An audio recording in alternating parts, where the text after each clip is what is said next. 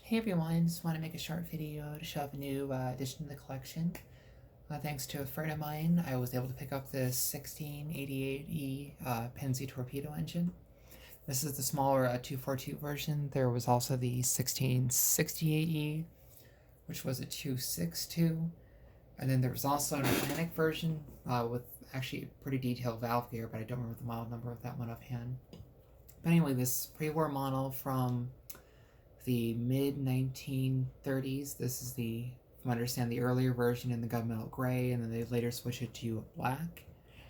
It's got a 3-position unit headlight, though mine is missing the bulb and the half the wiring for that, or really the only wire that goes to it, because the other comm is off the shell, or whatever you want to call it. But anyways, so that needs to be done.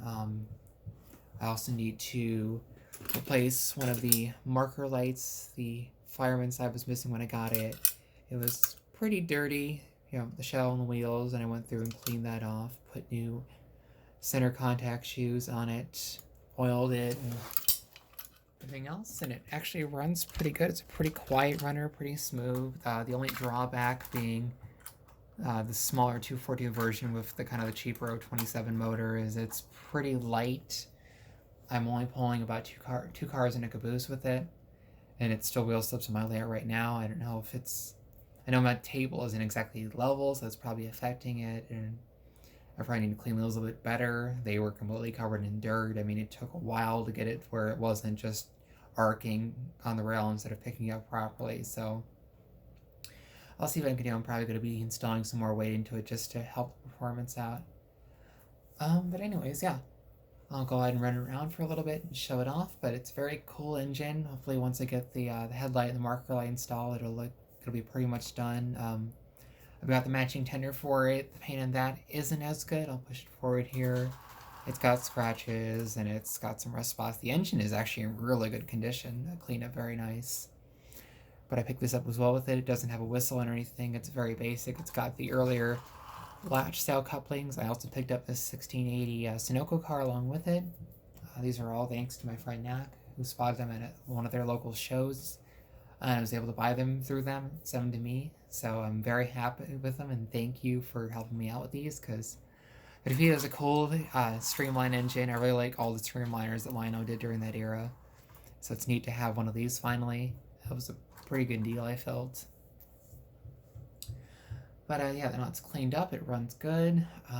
Like I said, it's got to slip a little bit when it gets started, but once you kind of get it going, it runs pretty well and cruises around. So once I get it started too, I'll have to lock the unit, because these engines with the slideshoe contest instead of the rollers, and I was going over the switches I have, they'll have a tendency to kind of cut out for a second of power. So if you don't lock the unit, it might go over the switch and it'll stop and go to neutral or change direction. So usually I run it like that, so I'll put it forward.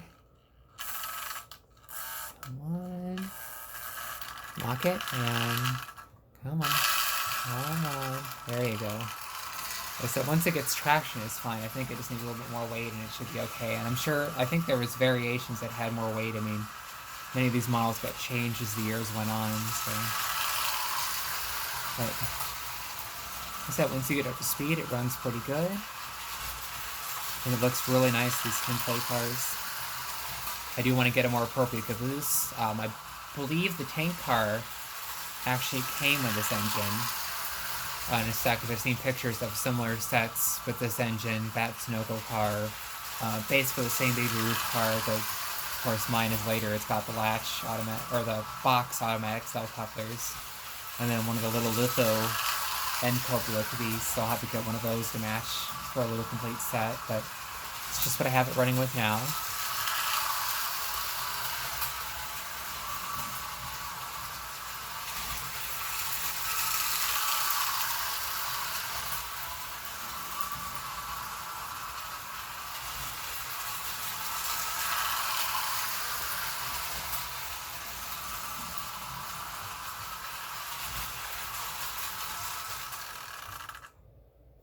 So anyways, hope you enjoyed watching that, and thanks for watching, and I'll see you next time.